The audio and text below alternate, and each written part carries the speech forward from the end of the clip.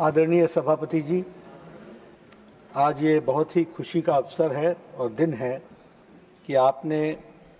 सभापति के रूप में आज पहला दिन आपका है और माननीय प्रधानमंत्री श्री नरेंद्र मोदी जी ने आपके जीवन के बारे में और आपका योगदान जो प्रजातंत्र के लिए और प्रजातांत्रिक व्यवस्था के लिए और देश के लिए, समाज के लिए रहा है, उसके बारे में बहुत ही विस्तृत रूप से आदरणीय प्रधानमंत्री जी ने आज सुबह अपने वक्तव्य में कहा। और उसके बाद सभी पॉलिटिकल पार्टीज, हमारे उपसभापति जी ने भी बहुत सर्वपल्ली राधाकृष्णन जी का वृतांत देते हुए गहराई में प्रजातंत्र में क्या योगदान हुआ है इस संसद के अंदर, और साथ में आपके माध्यम से और आपके द्वारा जो सार्वजनिक जीवन में आपने कार्य किया उसकी चर्चा की। और उसके बाद लीडर ऑफ द ऑपोजिशन और सभी पॉलिटिकल पार्टीज ने सब ने मिलकर के आपके जीवन के बारे में एक वृतांत यहाँ रखा और साथ ही साथ सब ने शुभकामनाएं भी दी कि आपके नेतृत्व में, आपके अध्यक्षता में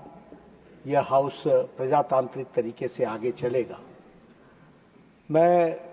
कुछ जोड़ना नहीं चाहता हूं क्योंकि सारी बातें आ चुकी हैं, लेकिन एक बात ज़रूर ध्यान दिलाना चाहता हूं क्योंकि आपके साथ मेरा व्यक्तिगत संबंध लंबे समय का है, सार्वजनिक जीवन में भी और पार्टी के रूप में भी। खड़गे साहब कह रहे थे कि आप कांग्रेस के घराने से आते हैं और उस तरीके से आपने उस विषय को ध्यान में रखना है, लेकिन मैं उसमें से जो देखता हूं वो ये देखता हूं कि आपने विरासत में मिली चीजों के साथ साथ क्या यथार्थ है और क्या सच्चाई है और हमने अपना रास्ता कैसे चुनना है,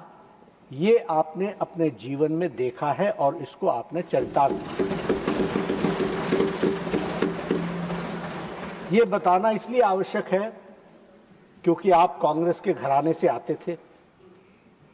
और आपने राष्ट्रीय स्वयंसेवक संघ की शाखा आपने ज्वाइन की। जब ज्वाइन की तो आपके परिवार में आपके बड़ों ने आपसे तकरीर की, आपसे आर्ग्यूमेंट किया कि ये अच्छे लोग नहीं हैं,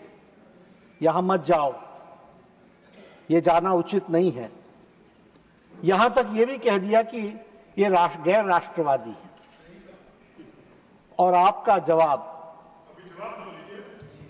जवाब परिवार को था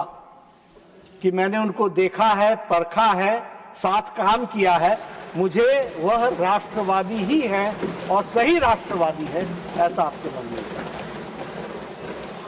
ये मैं इसलिए उद्धृत करना चाहता हूं क्योंकि आप किसी बायस से दबे नहीं, आप किसी प्रेशर में नहीं आए, आप अपने बुजुर्गों के, बड़ों के दबाव में नहीं आए, लेकिन स्वचेतना से,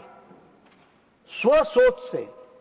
आपने अपने जीवन के विचारधारा की रास्ता तय किया। यह आपके व्यक्तित्व के बारे में बताता है और यही बताता है कि आपने किस तरीके से सामाजिक जीवन किया।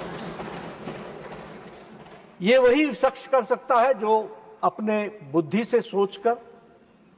अपने आसपास के वातावरण को समझकर, उचित क्या है उसको समझकर और दबाव में न आकर के अपने जीवन का फैसला करता है, वो हमने देखा है। आपको परिवार से बहुत अच्छे संस्कार मिले, किसान परिवार से आप थे, आपका सारा जीवन सामाजिक कामों में गया। आप राजनीति में जरूर रहे और राजनीतिक दृष्टि से आपने जरूर काम किया। You were in the political field and you did lot in the political field, but आपकी आत्मा और आपके कार्य करने का ढंग, उसमें समाज के प्रति समर्पण हमेशा दिखता रहा। इसलिए समाज के प्रति आपका समर्पण सबसे ज्यादा रहा, ये भी हम सबको मालूम है। और एक जिसे कहा जाए कि पाक जीवन, साफ सुथरा जीवन, बेदाग जीवन, 2 बार आप लोकसभा के सदस्य रहे, स्टैंडिंग कमेटी में आप टेक्सटाइल के सदस्य रहे, कंसल्टेटिव कमेटी में आप फाइनेंस के सदस्य रहे। और देखिए, आपकी लगन, आपकी तड़प कुछ बदलने की, वह इस बात से सूचित होती है कि